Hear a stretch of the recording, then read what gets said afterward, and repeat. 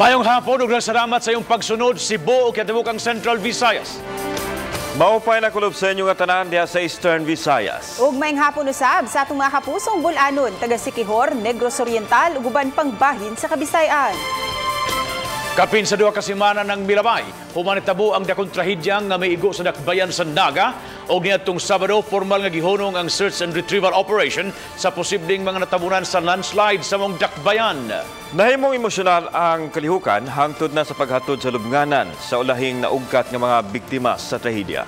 Sa pagkalubong sa mga biktima ilawom sa midahiling yuta, nang hangyo ang ilang mga pamilya nga di pud unta malubong sa limot ang nahitabong trahedya. Ani ang report. Alas 7 sa buntag niadtong Sabado, gipahigayon ang Santos nga misa sa Ground Zero, dapit sa Sitio Sintulan, Barangay Tinaan. Mitambong ang mga kabanay sa mga nakalas, mga apektadong residente, mga rescuers o mga opisyal pinanguluhan ni Mayor Christine Vanessa Chong. Mihatag sa iyang hamubo nga mensahe ang Mayor Human sa misa kinsa emosyonal ni atong tungura. Since day one, ang among papasalamaton nga our heartfelt gratitude na inyong huming gitabangan sa tanan nga pamilya nga nawadaan who has lost the lives of a loved one. My prayers, my thoughts are with you every day.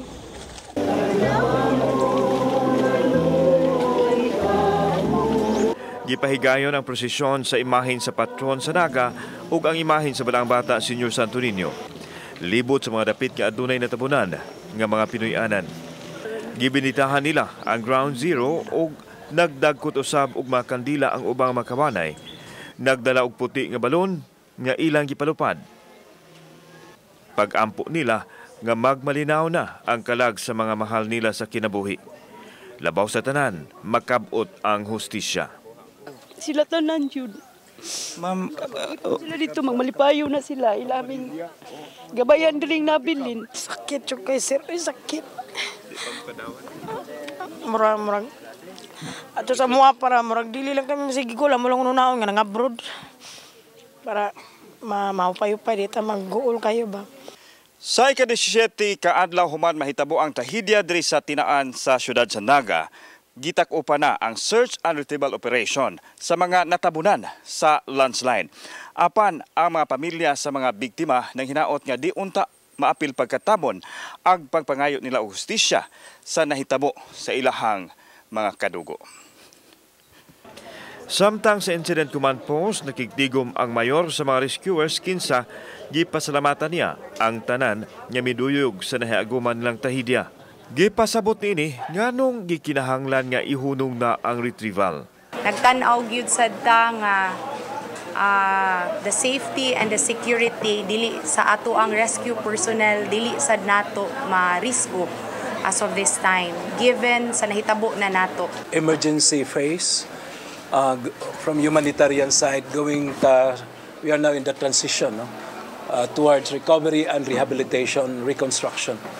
That's why the PDENA, the results of the needs and damage assessment will be the strong basis in terms of recovery rehabilitation plan. Magpabilin hinuon ang mga pulis ug mga sundalo aron ma-secure ang dapit. PNP for the security of the community and the properties nga naa pa diri kay wala pa man ang geohazard assessment sa DNR. That is why ang ato ang mga evacuees will still remain sa evacuation centers and this area will still remain as unsafe as of now. So naapay PNP nga magpabilin din. 78 ka mga kinabuhi ang naklas, 13 ang wa pa mailhi ug aduna pay 5 nga missing. Gilubong na usab ang 31 nga wahing naugat.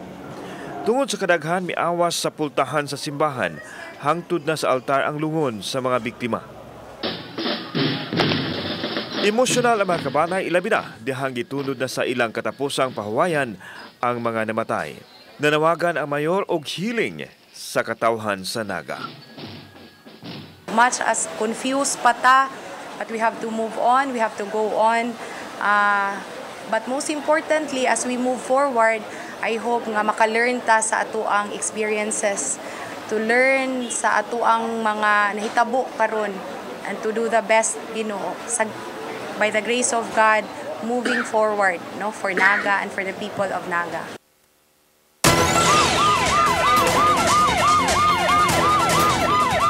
18 ka mga tao ang nasikop sa mga sakop sa Station 1 sa Mandaue City Police Office kagahapon sa Kadlawon. Nasikop sila atol sa gipahigon nga checkpoint sa may Dan A. Soriano, Barangay Sentro, din nakuhaan sila og pinutos o gituho ang giniling drugas. Kasagaran sa mga linakpan, sakay sa mga motorsiklo ug taxi. Ikataks na siyang pasakaan og kaso karong adlaw.